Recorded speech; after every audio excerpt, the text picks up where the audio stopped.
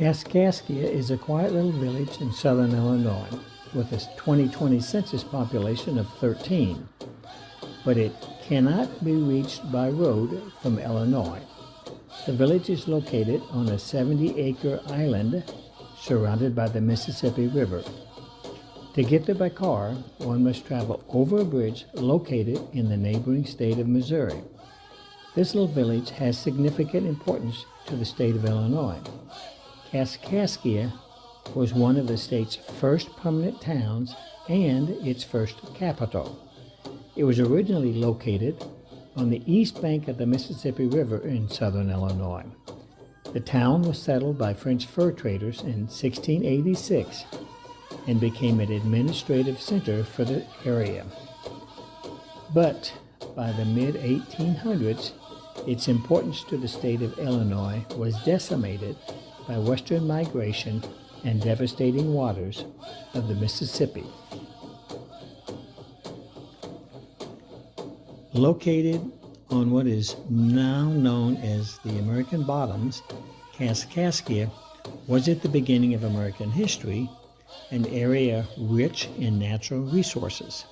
Trees, fruits, and wild games were in abundance, all things which, of course, were needed by arriving settlers. The village's name, Kaskaskia, is an anglicized version of the tribal term Kaskaskia, which means he who scrapes it off by means of a tool.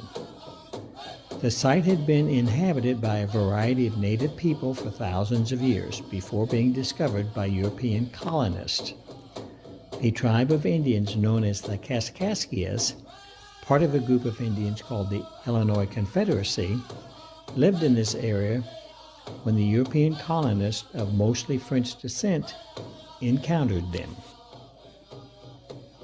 The history and the way of life of Illinois Indians was profoundly affected by newcomers to the area. The indigenous people had occupied the land thousands of years before the first European explorer arrived. The Europeans brought with them new ideas, customs, religion, and weapons. They brought a new mode of transport, the horse and the wheel, and livestock, cattle and sheep. They also, though, brought disease which profoundly affected the history of Native Americans. After the Europeans arrived, trade soon began.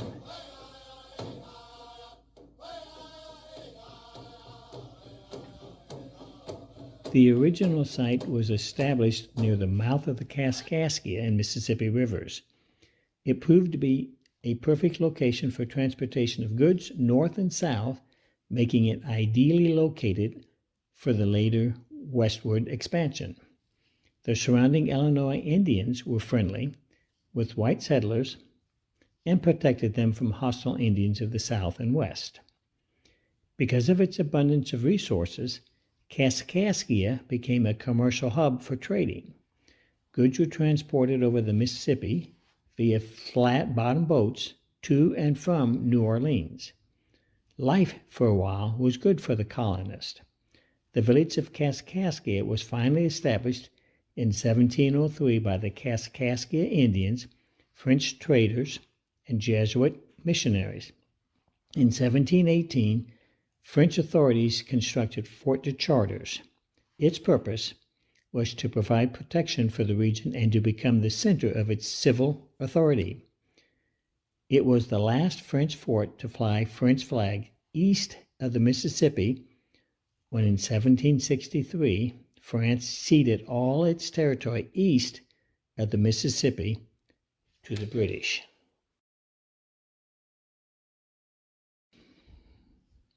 In 1741, because of its strong ties to France, Louis XV of France recognized its importance by presenting the community and the mission of Immaculate Conception Catholic Church with a 650-pound bell as a gift.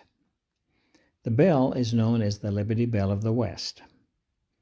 By the mid-1700s, though, America was embroiled in the French and Indian Wars, which was from 1754 to 1763. Thanks to James Fenimore Cooper and his The Last of the Mohicans novel, Many believe this event took place only in the Northeast, not in Middle America. In reality, wherever French, English, and Native Americans resided, this war found them. The village of Kaskaskia was not immune to it. The colonies of British America and France were warring with each other. Both sides claimed Native Americans as allies, and both sides were supported by military units from the parent country. In 1756, fearing that the threat of attack from the British, this French sympathetic community began construction of Fort Kaskaskia on Garrison Hill on a bluff overlooking the town. In 1766, the British had gained control of the surrounding area. Rather than losing the fort to the English, the French burned it down. The English then garrisoned troops in an empty Jesuit home in Kaskaskia. They called it Fort Gage and named it after the British general Thomas Gage. The British remained in control until July 4, 1778. Then, under cover of darkness and without firing a shot, George Rogers Clark captured Fort Gage. As a result, the French people of Kaskaskia came under control of the United States of America. On November 29, 1803, George Rogers Clark's younger brother, William, arrived at Fort Kaskaskia with Meriwether Lewis. William Clark and Meriwether Lewis were commanding the newly formed Corps of Discovery. We now refer to it as the Lewis and Clark Expedition. By 1807, the U.S. military closed the site, but its location was used off and on for the next few years. Kaskaskia in the American Bottoms was firmly established as an integral part of Middle America. At its peak, the population was several thousand people. On December 3, 1818, Illinois became the 21st state. Because of its importance, Kaskaskia was named as the first capital of Illinois. But a year later, it was decided to move the capital to a more central location, Vandalia. By 1833, most Indians had migrated to the west. This was most likely due to the disruption of their culture caused by the expansion of the European civilization. In 1884, the Mississippi River decimated the town. The great flood of that year nearly destroyed it. As a result, most of the residents either moved inland or to St. Louis, Missouri.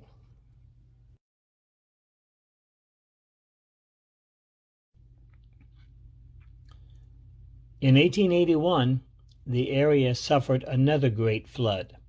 This one sliced out a new channel, and Kaskaskia was all but wiped out. It was literally cut away from the state of Illinois and turned into an island in the Mississippi River. Very few of the remaining residents stayed. By 1950, there were only about 100 people left on the island. Another great flood occurred in 1993. Floodwaters reached to the roofs of the surviving buildings. The 2000 census recorded population of 9 people. Kaskaskia is still rich in natural resources today, but the topography, geography, and its original culture have greatly changed since then. Today, the island cannot be reached through the state of Illinois.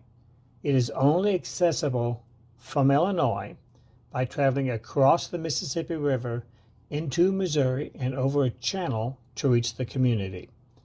Today's visitors to the area will find a variety of French, British, and American Indian influences. Fort Charters is the home of one of the largest rendezvous events in the Midwest. It features military and civilian life of those living in the area around the fort in 1700s. The time when the French controlled Illinois.